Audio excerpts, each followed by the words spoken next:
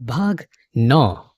अर्थनाशम मनस्तापम रे दुश्चरितानि च वंचनम चापमानम च मतिमान न प्रकाशयेत। चाणक्य बुद्धिमान व्यक्ति में सहनशीलता को अवश्य गुण मानते हैं। उनके अनुसार व्यक्ति को चाहिए कि धन हानि से उत्पन्न दुख के बाद तथा दुष्ट पत्नी या किसी अन्य द्वारा अपमानित किए जाने की बात वह किसी को न बताए। इसके लिए मनुष्य को सहनशील होना चाहिए।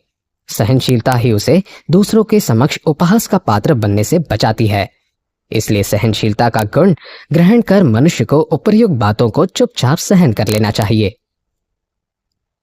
धन धान्य प्रयोगेषु विद्या संग्रहणेषु च आहारे व्यवहारे च त्यक्तलज्जः सुखी भवेत्। इस श्लोक द्वारा चाणक्य स्पष्ट करते हैं कि जो मनुष्य अन्य के क्रय विक्रय विद्या अथवा ज्ञानार्जन खानपान और लेन देन के व्यवहार में संकोच करते हैं, उन्हें अनेक समस्याओं एवं कठिनाइयों का सामना करना पड़ता है। इसलिए उपयुक्त यही है कि मनुष्य उपर्युक्त कार्यों में भी कभी भी संकोच का दामन न थामे।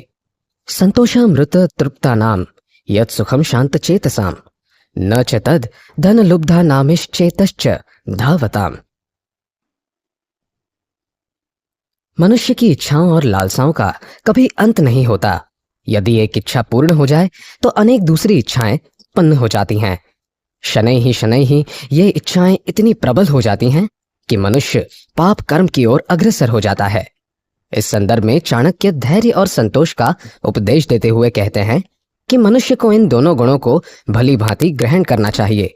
इससे उनका मन सदैव तृप्त और शांत रहता है। जीवन में सुख प्राप्ति की यही सबसे सरल और सहज मार्ग है। इसके विपरीत जो व्यक्ति लोभ और स्वार्थ में डूबे रहते हैं, वे जीवन भर वास्तविक सुखों से वंचित रहते हैं। उनका मस्तिष्क तनाव से घिरकर सदा अशांत रहता है। अतः मनुष्य को इन प्रवृत्तियों से बचना चाहिए। संतोष स्त्रीषु कर्तव्यः स्वदारे भोजने धने त्रिषु चैव न कर्तव्यो ध्ययने तपदानयोः। स्त्री, भोजन और धन, ये तीन वस्तुएं मनुष्य को परम संतोष प्रदान करती हैं। इस तथ्य को चाणक्य भी स्वीकार करते हैं। वे कहते हैं कि पत्नी चाहे कुरूप हो या रूपवान, दुष्ट हो या सुशील, मूर्ख हो या बुद्धिमान, मनुष्य को उसका परित्याग नहीं करना चाहिए। यदि वह उसके साथ संतुष्ट हो जाए तो वह मानसिक क्लेश से सदा के लिए मुक्त हो जाएगा। जिन्ना के स्वाद में पड़कर मनुष्य को अपने पास उपलब्ध भोजन का कभी निरादर नहीं करना चाहिए। रूखा सूखा या छप्पन भोग, जो भी भोजन उसके पास हो, प्रसन्नता पूर्वक उसका सेवन करे। इसी प्रकार पुरुषार्थ द्वारा अर्जित किए गए थोड़े से धन में भी परम संतोष का अनुभव करे। लेकिन इसके साथ ही चाणक्य ने मनुष्य को दान, पूजा पाठ और अध्ययन में निरंतर आगे बढ़ने का परामर्श दिया है। विप्रयोर्विप्रवयोश्च दंपत्योः स्वामिभूत्योः अंतरेण न गंतव्यम हलस्य वृषभस्य च। कहा जाता है कि वार्तालाप में मग्न दो व्यक्तियों के बीच में से कभी नहीं निकलना चाहिए। चाणक्य ने भी इस कथन को विशेष रूप से महत्वपूर्ण कहा है। वे कहते हैं कि दो ब्राह्मणों, अग्नि एवं ब्राह्मण, दंपति, स्वामी एवं सेवक तथा बैल एवं हल के बीच में से होकर निकलने से किसी न किसी अनिष्ट का भय बना रहता है। इसलिए उनके बीच में से निकलने की अपेक्षा एक ओर का मार्ग चुने। पादाभ्याम न स्पृशेद अग्निम गुरु ब्राह्मण में वच नैव गाम न कुमारिम च न वृद्धम न शिशुम तथा।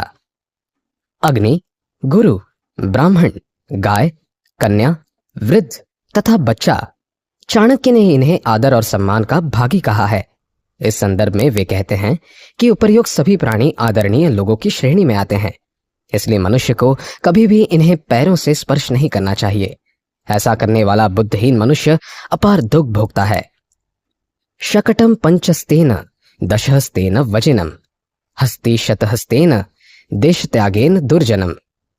दुष्ट व्यक्ति की निकटता अत्यंत हानिकारक और संकटदायक होती है। इसलिए उसकी संगति से मनुष्य को सदैव दूर रहना चाहिए। इस संदर्भ में चाणक्य अपना मत व्यक्त करते हुए कहते हैं कि बैलगाड़ी से 5 हाथ, घोड़े से 10 हाथ तथा हाथी से 100 हाथ दूर रहना ही श्रेयस्कर है। लेकिन चाणक्य ने दुराचारी व्यक्ति को इनसे भी अधिक भयावह माना है।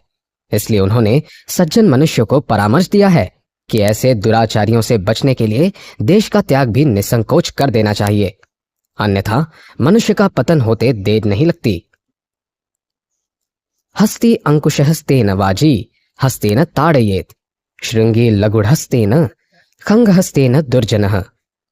दुर्जन व्यक्ति की प्रवृत्ति और उसे वश में करने का उपाय बताते हुए चाणक्य कहते हैं कि जिस प्रकार हाथी को अंकुश, घोड़े को चाबुक तथा सींग वाले पशुओं को डंडे से वश में किया जाता है, उसी प्रकार दुर्जन को वश में करने के लिए तलवार का सहारा लेना पड़ता है।